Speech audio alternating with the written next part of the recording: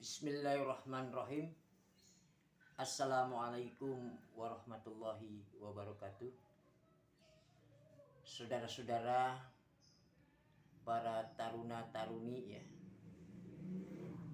Akademi Maritim Cirebon untuk semester 1 ya. Dan KPN 1, KPN 2 dan KPN 3 ya yang Bapak banggakan. Kali ini kegiatan belajar mengajar atau kuliah ya untuk mata kuliah Bapak, yaitu pengantar ilmu hukum ya atau yang kita kenal dengan PIH. Sesuai dengan instruksi dari direktur, konon kita kembali kepada kegiatan melalui daring ya. Dan Bapak kali ini hanya menggunakan media YouTube ya. Jadi nanti silakan saudara-saudara ikuti ya apa yang Bapak sampaikan ini, dan saudara simak benar-benar, karena walau bagaimana ini bisa dijadikan juga bahan untuk UAS nanti ya.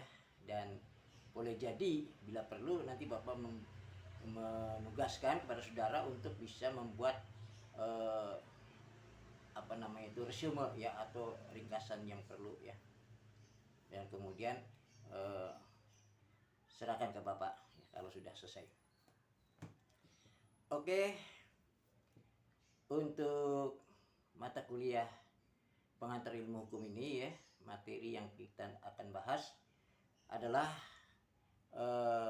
sumber hukum material ya dan sumber hukum formal. Mungkin boleh jadi ya ada mereka yang menanyakan gitu ya, atau di antara kalian juga pernah menanyakan ya, apakah ya hukum itu turun tiba-tiba dari langit ya, atau pertanyaan selanjutnya itu hukum itu sesungguhnya siapa yang membuat ya. Nah, jadi untuk menjawab pertanyaan tadi ya, maka hendaknya kita lebih dulu bisa memahami ya, harus bisa memahami dulu ya pengertian dari sumber hukum ya. Karena dengan sumber hukum ini ya, hukum ini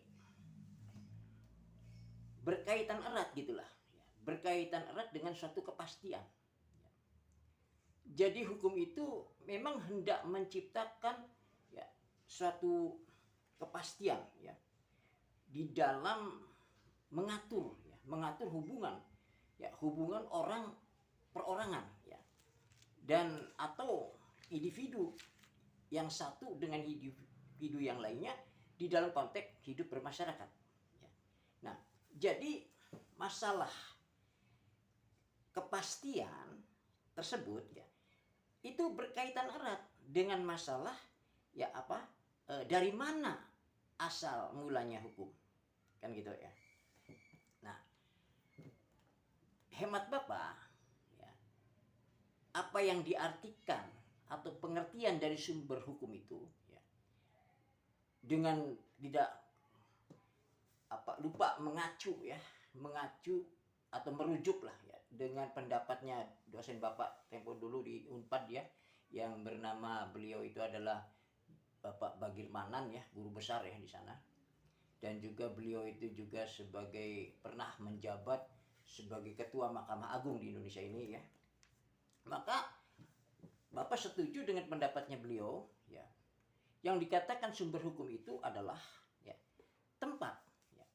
Adalah tempat di mana ya kita dapat melihat perwujudan hukum.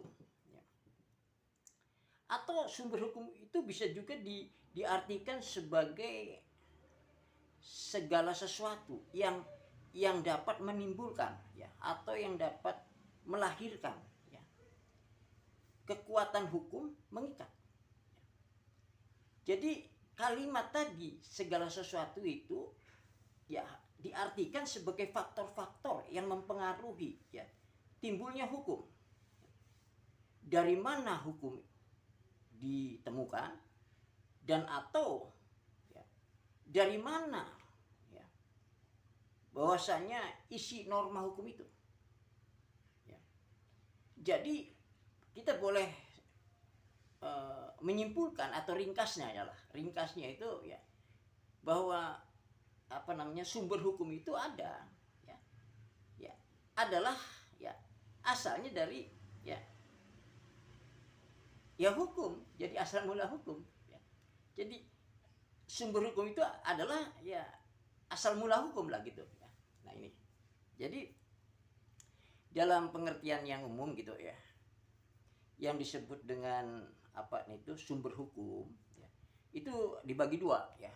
Dibagi dua, ada hukum material ya dan sumber hukum formal ya. Nah jadi sumber hukum material ya, itu adalah ya, tempat ya, atau asal mula dari mana hukum itu diambil ya. Jadi ia berkaitan erat dengan apa yang disebut dengan keyakinan ya, atau bisa disebut juga dengan perasaan hukum dari individu ya, anggota masyarakat dan pendapat umum ya, yang menentukan isi hukum. Keyakinan ya, atau perasaan hukum individu tadi dalam masyarakat ya, dan pendapat hukum atau yang kita sebut dengan legal opinion ya, itu dapat menjadikan sumber hukum material ya. Nah, jadi di samping itu ya, yang disebut dengan sumber hukum itu yang material itu bisa juga berupa hal-hal yang mempengaruhi pembentukan hukum ya. Itu seperti pandangan hidup ya. Kemudian juga dengan sosial politik, budaya, agama ya. Atau bahkan dengan letak geografis ya, dan dengan konfigurasinya ya.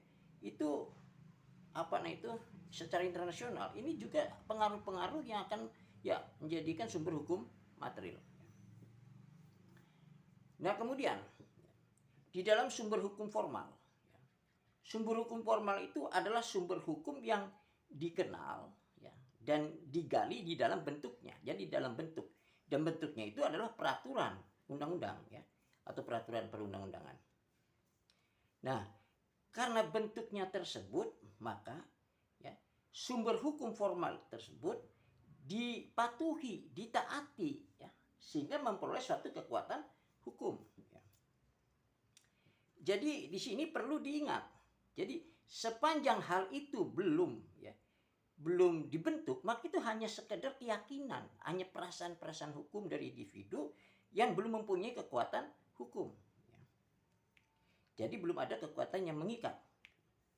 Nah, kemudian sumber-sumber hukum ya, sumber-sumber hukum formal itu terdiri dari undang-undang ya, atau institut ya, atau statuta ya, undang-undang atau statuta, kebiasaan apa yang disebut dengan custom ya, dan keputusan-keputusan hakim ya, itu juga itu sebagai sumber hukum formal ya, yang disebut jurisprudensi ya. Karena di Indonesia, dengan kita mengiblat pada Eropa kontinental ya, maka jurisprudensi ya, keputusan-keputusan hakim yang lebih tinggi hanya dihimbau, bukan diharuskan, tapi putusan yang lebih tinggi dari hakim yang lebih tinggi atau pengadilan yang lebih tinggi harus boleh diikuti. Jadi bukan keharusan, ya hanya boleh, ya anjuran saja, hanya boleh diikuti. Tapi kalau di dalam Anglo-Saxon, maka dikatakan jurisprudensi di sana, maka itu terikat pada hakim-hakim yang ada ya, untuk melaksanakannya. Sehingga itu disebut sebagai pembentukan hukum ya. Walaupun tidak berlaku untuk umum, hanya untuk pihak-pihaknya yang berperkara untuk mencari keadilan. Kemudian juga apa yang disebut dengan traktat. Ya, traktat itu doktrin ya, atau doktrin. Jadi pendapat para sarjana hukum. Ada juga di lain itu ada sumber hukum yang sifatnya itu tidak normal ya. Nah, itu yang seperti kita tahu ada yang disebut dengan coup d'etat ya, di dalam perebutan kekuasaan yang tampak legal ya, yang tidak legal. Nah, undang-undang ya, atau statuta tadi, undang-undang itu adalah suatu peraturan ya, yang memiliki kekuatan hukum ya, yang mengikat. Ya. Itu diadakan dan dipelihara oleh negara, ya, oleh pemerintah.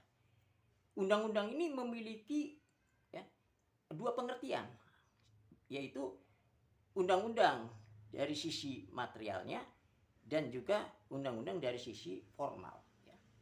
Nah, dalam artian material ya, adalah setiap keputusan pemerintah yang yang menurut isinya itu disebut undang-undang. Ya, yakni tiap-tiap peraturan pemerintah yang menetapkan peraturan yang mengikat ya. Dan dengan kata lain peraturan hukum yang objektif ya. Jadi dilihat dari sisi isi dari peraturan undang-undang. Maka undang-undang di dalam artian formal itu berarti keputusan pemerintah yang memperoleh bentuk ya. Yaitu dengan disebut undang-undang karena bentuk ya. Maka ia timbul ya. Nah, biasanya ya dalam hal ini dimuat satu peraturan hukum dan sekaligus merupakan undang-undang dalam artian material. Jadi di dalam konteks material ini kalau tidak ada hukum formalnya ya, ketentuan formalnya, maka ini hanya slogan, hanya belum bentuk, maka ini hanya sebagai perasaan hukum saja, hanya keyakinan hukum individu yang belum bisa diwujudkan ya, hanya slogan gitu. Nah, oleh karena itulah maka untuk apa yang tercantum norma-norma di situ bisa dilaksanakan, bisa diwujudkan ya, kalau diberikan juga dengan hukum formalnya, jadi dalam acaranya ya, sehingga dengan hukum acaranya ini, dengan bentuk formal ini, maka si isi yang undang-undang yang ada dalam norma hukum atau dalam norma undang-undang tadi, maka bisa diwujudkan dengan acaranya. Itu yang dimaksud dengan sumber hukum material dan sumber formal yang meliputi terdiri dari undang-undang. Undang-undang pun terdiri dari dua ya bagian, yaitu undang-undang dalam artian material dan dalam undang-undang yang disebut dengan undang-undang dalam artian formal ya. Nah, itu saja ya barangkali yang bisa Bapak sampaikan ya. Mudah-mudahan saudara bisa menangkapnya ya, bisa memberikan suatu kajian lebih lanjut ya nanti ya, sehingga apa yang Bapak sampaikan ini betul-betul saudara nanti ketika ini dijadikan bahan ujian akhir nanti, saudara bisa menjawabnya dengan baik dan juga akan mendapatkan nilai yang baik ya. Amin. Demikian saja atas perhatiannya. Bapak ucapkan terima kasih. Assalamualaikum warahmatullahi wabarakatuh.